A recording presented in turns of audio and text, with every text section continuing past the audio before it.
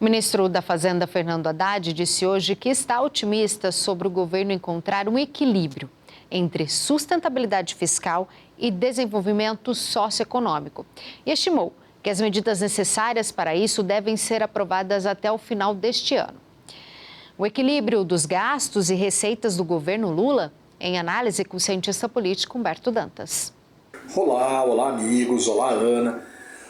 Ana, quando o governo Lula, antes mesmo de se tornar governo, conseguiu negociar com o Congresso Nacional a aprovação do que se convencionou chamar de PEC da transição para garantir o pagamento dos benefícios sociais e estourar o limite do teto fiscal do Brasil, o presidente, ou o quase presidente, mas eleito presidente Lula, se comprometia naquela PEC a apresentar para o país, num determinado prazo, uma nova regra de ancoragem fiscal para o país. Ou seja, uma regra em que o governo dissesse para o país como iria equilibrar seus gastos e suas receitas e como iria minimamente respeitar alguns limites fiscais do país, que em linhas gerais, Ana, representa dizer nunca, ou pelo menos tentar evitar sempre que se gaste mais do que se arrecada. Esses são os pontos fundamentais e esta ideia está sendo concebida dentro do governo.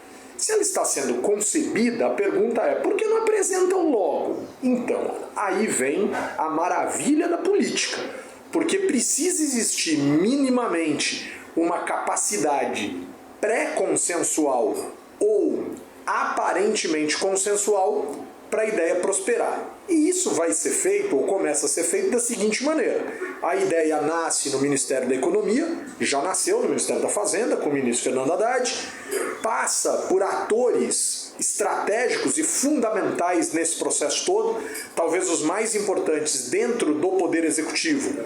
O ministro Haddad, obviamente, sua equipe, a ministra do Planejamento, Simone Tebet, o vice-presidente da República, que está envolvido nisso e que também é ministro, Geraldo Alckmin, assim como alguns outros atores nessa história toda. Provavelmente a Casa Civil, alguma governança ligada ao universo aí, né, da percepção sobre essa temática. Ministro Padilha, coisas desse tipo. Beleza.